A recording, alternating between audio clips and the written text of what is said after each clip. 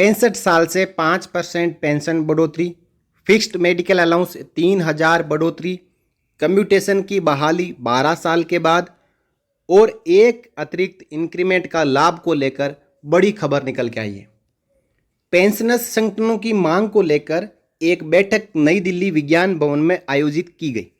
इस बैठक में पेंशनर्स संगठनों के साथ साथ केंद्रीय मंत्री डॉक्टर जितेंद्र सिंह और केंद्र सरकार के विभिन्न विभागों के प्रतिनिधि मंडलों ने भाग लिया। इस मीटिंग में क्या क्या हुआ, कौन कौन से मुद्दों के ऊपर मोहर लगी, कौन कौन से मुद्दे खारिज किए गए, इसके मिनट्स केंद्र सरकार की तरफ से जारी कर दिए गए और इसको सभी पेंशनर्स संगठनों के प्रतिनिधियों को भेज दिया गया है और सभी पेंशनर्स को इसके बारे में अवगत कराने के निर्देश दिए गए हैं। इस बैठक में पेंशनर्स संगठनों की विभिन्न मांगों के ऊपर चर्चा की गई और इसमें से कुछ मुद्दों को मान लिया गया और कुछ मुद्दों के ऊपर पुनः विचार करने की सहमति बनी, साथ ही कुछ मुद्दों को खारिज कर दिया गया।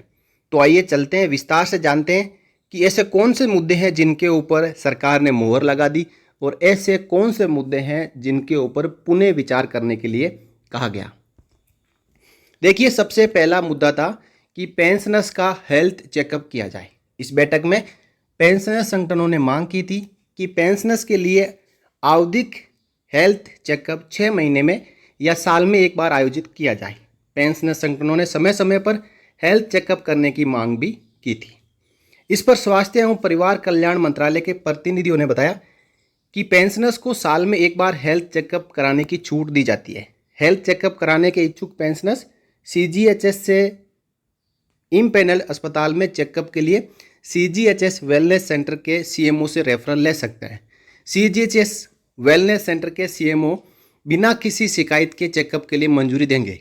अगर इससे संबंधित किसी पेंशनभोगी को कोई भी शिकायत है तो वे लोकल एडवाइजरी कमेटी के समक्ष अपनी शिकायत दर्ज करा सकते हैं। तो पहली मांग है उसको मंजूर कर लिया गया कि साल में एक बार जितने भी सीजीएचएस के लाभार्थी हैं उनका हेल्थ चेकअप होगा। दूसरा मुद्दा था कि जो मौजूदा समय में 80 साल के बाद एडिशनल पेंशन शुरू की जाती है उसको 65 साल होते ही शुरू किया जाए।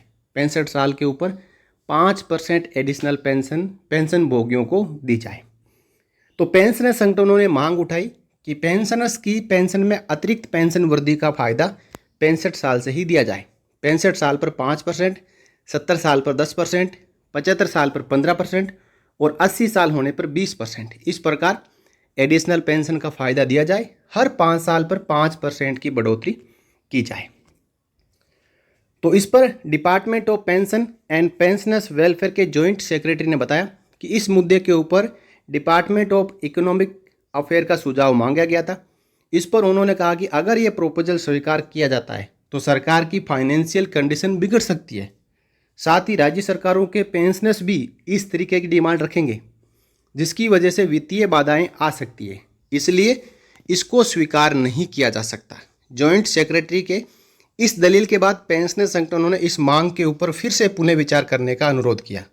फिलहाल ये मामला अभी विचाराधीन है।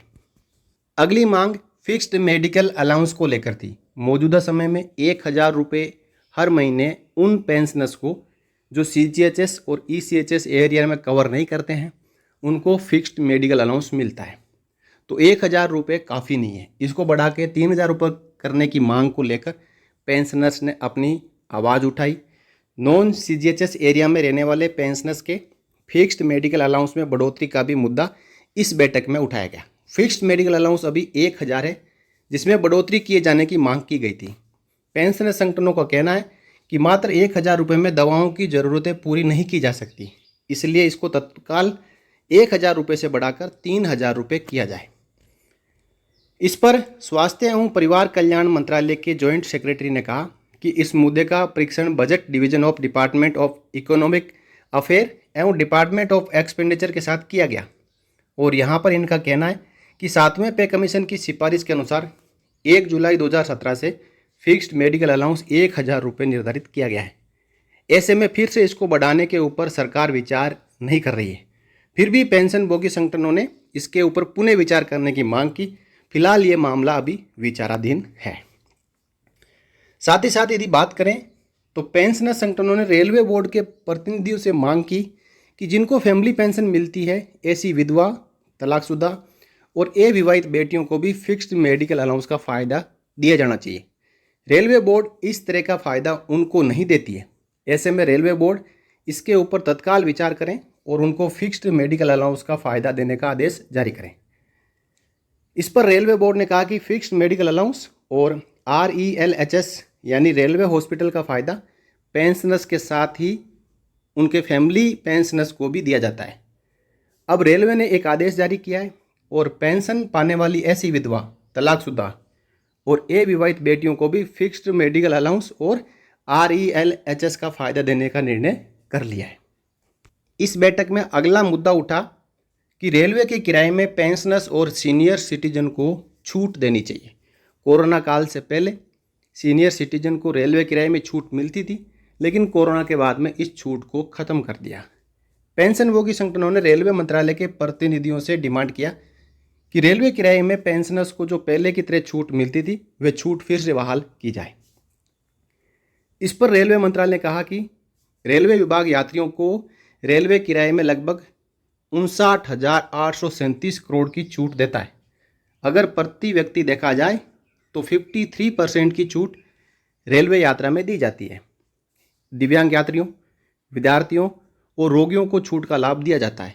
उसके बाद रेलवे प्रतिनिधि ने कहा कि वर्तमान की स्थिति में पेंशनर्स और सीनियर सिटीजन के लिए रेलवे किराए में छूट को फिर से बहाल नहीं किया जाएगा। अगली मांग उठाई गई कि 30 जून और 31 दिसंबर को रिटायर होने वाले पेंशनर्स को एक इंक्रीमेंट का फ़ायदा दिया जाए। इस बैठक में नॉशनल इंक्रीमेंट का मुद्दा भी उठा।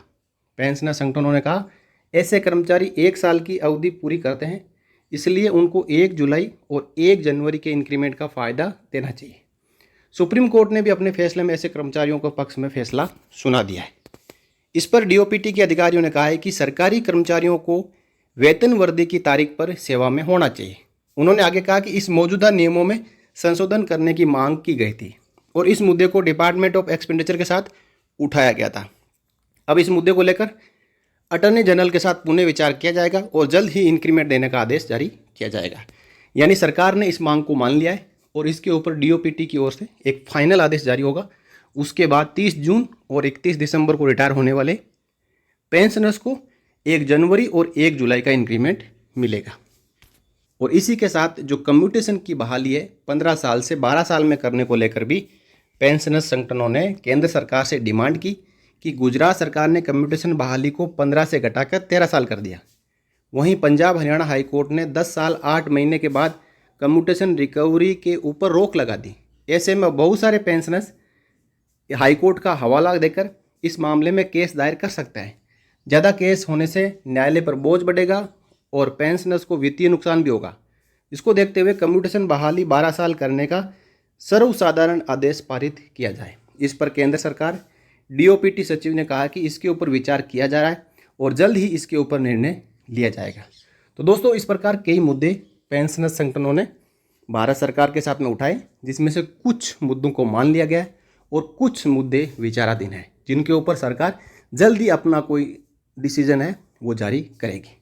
तो इस प्रकार समय समय पर भारत सरकार के पेंशन मंत्रालय के साथ पेंशनर्स कर्मचारियों की मीटिंग होती रहती है। उसमें पेंशनर्स से जुड़े हुए, पेंशनर्स के कल्याण से जुड़े हुए मुद्दे उठाए जाते हैं और इस बार जो मुद्दे उठाए गए उनमें से ज़्यादातर मुद्दे वो थे जिनमें कि लॉन्ग टर्म पेंशनर्स को फ़ायदा मिलना है, जैसे कि फिक्स्ड मेडिकल अलाउंस, कम्यूटेशन की रिकवरी, रेलवे किराए में छूट।